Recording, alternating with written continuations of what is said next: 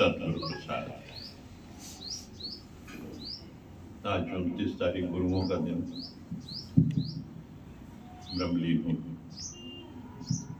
हम आज के दिन उनको प्रकट करते हैं। वैसे तो हमेशा ही रहते हैं, पर उनकी उपस्थिति इन खास दिनों पे रहती है, जिससे उनकी कृपा हम पर बनी रहती है, कृपा आती रहती है। छावड़ी जी का बहुत शुक्रगुजार जो उन्होंने ये मौका सबको देते हैं सत्संग में सब मिल बैठने का। ऊपर से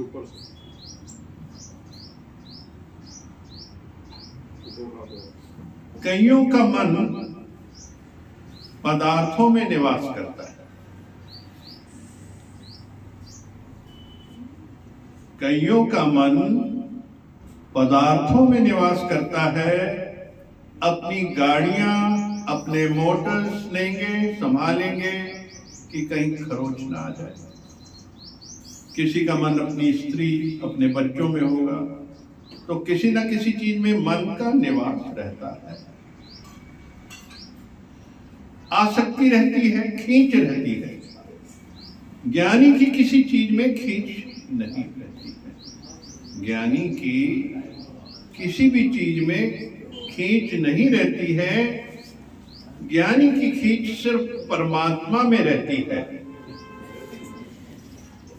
तो प्रकृति में जो कुछ भी आता जाता है, कोई मरता है या जीता है, उसको फर्क नहीं पड़ता है, उसको फर्क नहीं पड़ता, क्योंकि आखिर दुनिया बदलने वाली है, हमेशा सेम तो रहने वाली नहीं है। जिस बेटे को अपना समझते हैं, वो उसकी वाइफ अगर हमसे फिट नहीं होगी तो वो अपनी वाइफ लेके चला जाता है, बोलता है मैं नहीं रहूंगा बाप के साथ। किसी से तुम जोर जबरदस्ती थोड़ी कर सकते हैं। दुनिया में अपने ही मन पर कंट्रोल नहीं है, अपनी ही गाड़ी में ब्रेक नहीं है, तो दूसरे की क्या कर सकते हैं। पहले तो जीवन में अपने मन को शांत करना सीखो कि ख्याल नहीं करे। कोई भी ख्याल करना तुम्हारा धर्म नहीं है। कोई भी ख्याल संसार का आना नहीं चाहिए। अंदर से ख्यालों से खाली हो जाओ, कर्ता भाव से रहित हो जाओ। नहीं किया तो भी दुख नहीं करो, किया तो भी खुशी मत करो। नहीं किया, परमात्मा ने जो कराया वो हुआ, जो नहीं कराया अच्छा है, भलाई होगी। जो नहीं कराया अच्छा है, भलाई होगी। जो तुमसे कराना है तुमसे कराएगा, जो दूसरे से कराना वो दूसरे से कराएगा।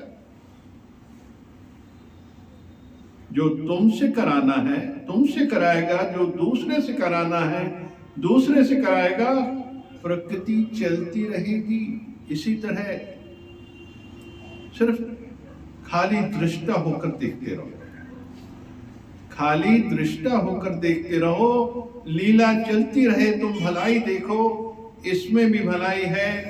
हर वक्त ये लाइन याद रखो कि भगवान तुम करो भला, हम भलो न जाने।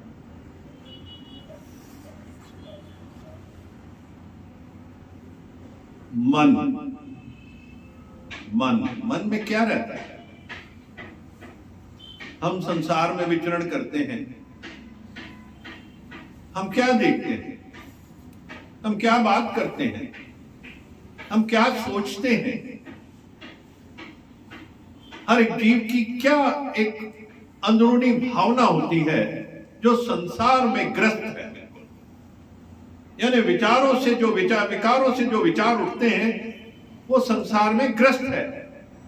जो मन बनता है इनसे, किस तरीके से उसका पदार्थों में मन पड़ा रहता है। कार आएगी तो कार में पड़ा, कहीं स्क्रैच ना लग जाए। ड्राइंग रूम में संभाल के रख लेते हैं लोग, कैसे चमकाते रहते हैं, हर वक्त उसी को देखते रहते हैं। स्त्री है, बच्चे हैं, उनमें मोह पड़ा रहता है। हर वक्त उन्हीं की बातें, जहां बैठे उनकी बातें, बच्चों की बातें। कुछ साथ रहने वाला नहीं है। ना वो कारें साथ रहने वाली हैं, ना वो पदार्थ रहने वाले हैं, ना स्त्री रहने वाली है, ना बच्चे रहने वाले। कोई साथ रहने वाला नहीं।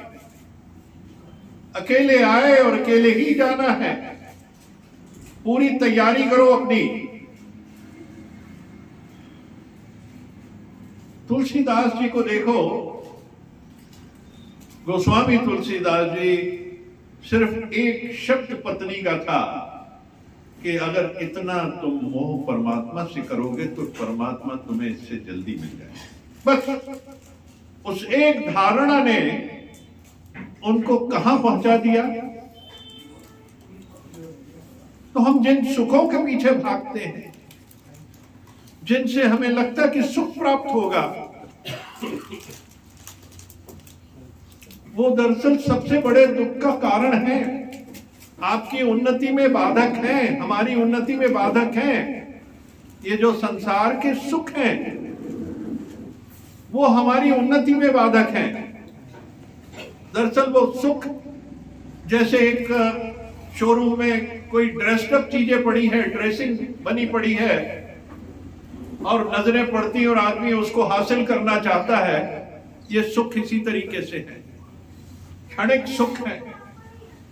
और क्षणिक सुख टेम्परेरी है, क्योंकि आपको उसमें प्लेजर मिलता है। किसी भी एक चीज में जिसमें आपको प्लेजर मिलता है, खुशी मिलता है, उसको सुख मिलता है और वो एडिक्शन हो जाता है, वो हमारा एडिक्शन हो जाता है।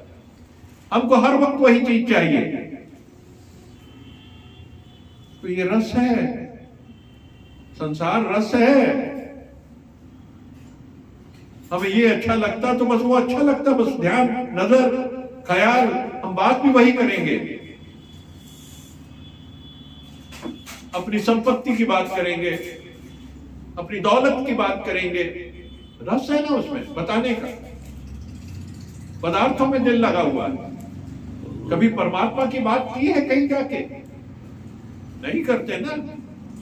तो फिर तो संसार में जो परिवर्तनशील चीजें हैं, क्योंकि ये जितनी है सब परिवर्तनशील है, नाशवान है, माया है, दुस्तर है, अति दुस्तर है, और इसको हम अपना सखा बना के बैठ जाते हैं। इसको धारण कर लेते हैं, अपने मन को, अपने पूरे जीवड़े को ले जाके उसमें स्थापित कर देते हैं जाके,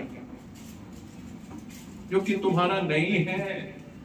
तुम तो चंद दिनों के लिए धर्मशाला में आए हो, किराए की झोपड़ी है, इससे निकल के तुमको अपने घर में जाना, परमात्मा की गोद में जाना है, तो तेरा अपना घर है। तो मन की क्यों मानते हो? मन बनने क्यों देते हो? मन की स्थिति क्या है? क्यों नहीं हम परमात्मा से जोड़ के परमात्मा तुल्य होते जाएं और हमें फिर ये सुख दुख का भान नहीं होगा। संसार के जो सुख दुख हर वक्त है, रोज सुबह उठो और शाम होगी, आप गिनो कितने बार खुश हुए, कितने बार दुखी हुए, कितने बार परमात्मा को याद किया इसके बीच में कभी? उसी 99 के फेर में लगा है, 99 के फेर में लगा हर वक्त। कम से कम ये सुबह परमात्मा को ध्यान करके अपने जीवन में उतारो। वही कहते भगवान, साक्षी भाव रखो। सुख दुख आएंगे, आते, जिसका परमात्मा में ध्यान चला गया उसे संसार का कोई भी दुख या सुख टच नहीं करेगा। वो तो कहेगा लीला है, हो रही है, होने दो। कर्ता भाव भी खत्म करो। कोई मैं करने वाला, सब वो करता है, सब वो करवाता है। हम तो सिर्फ निमित्त मात्र हैं, हम तो सिर्फ मशीन हैं। इसको चलाना है, वो इस इलेक्ट्रिसिटी से आती है, वो चलाती है, हम वो सब करते जाते हैं। हम कैसे कह सकते कि ये मैं करता हूं? मैं क्या करता हूं? मैं तो परम सत्ता, वो आत्मा।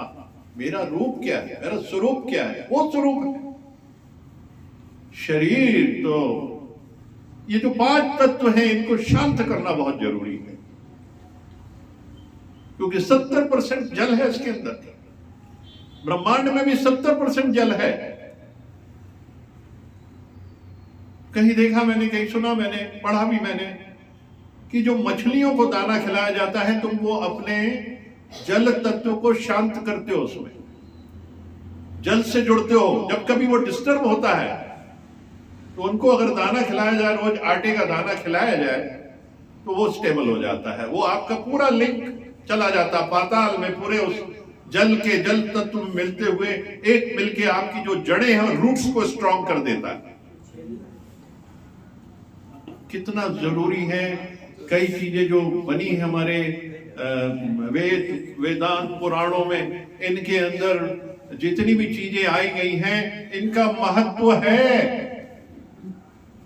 पंछियों को दाना खिलाना, इसका भी महत्व है। आप आकाश तत्व, वायु तत्व से जुड़ जाते हैं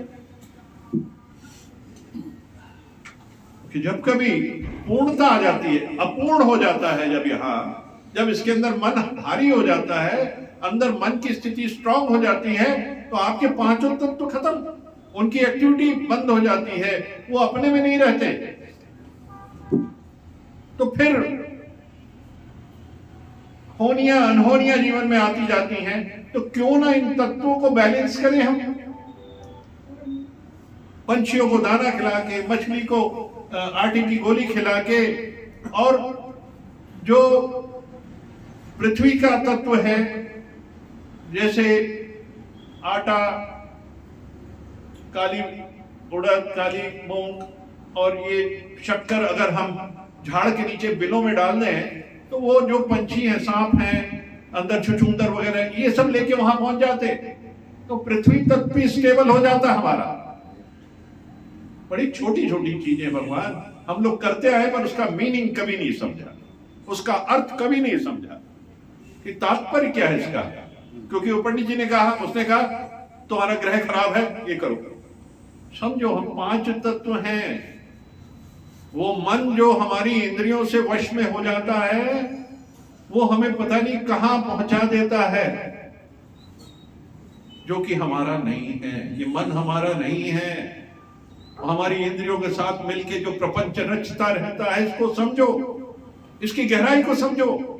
प्रपंच तो वही कर रहा है जो हमें सुख दुख सामने भासता है, जबकि होता नहीं है, क्योंकि वो लीलाएं हैं, नाशवान है, नश्वर चीजें माया है।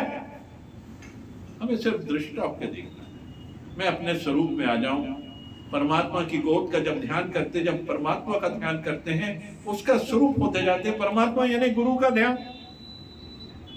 हमारे लिए गुरु ही सब कुछ है, जिसका साकार रूप भी है, निराकार रूप भी है।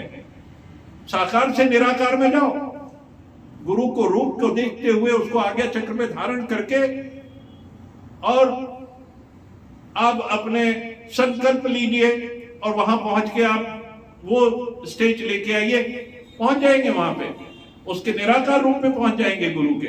लेकिन साकारियत से निराकारियत में जाना है, वही एक मार्ग है जो लेके जाएगा। तो हम इनको समझें अच्छे से। हर एक चीज हमारे धर्म में, हमारे समाज में पीछे जो भी आ रही है, सब आध्यात्म से जनित है। उसको हम कई बार कर्म की थ्योरी में ले जाते हैं, जो नहीं है, आध्यात्मिक है। चाहे उपवास रखना हो, चाहे ये इस तरीके से करना हो, तो हम सारे बैलेंसिंग करते हैं सारी चीजों को, क्योंकि इम्बैलेंस होती है। हम तो वो कंप्यूटर है, इसमें जो फीड करेंगे वही बाहर आएगा इसके अंदर। हमें इसके अंदर क्या फीड करना कि है ही परमात्मा, है ही भगवान, है ही भगवान, है ही भगवान, है ही भगवान, है ही भगवान, है ही भगवान। सब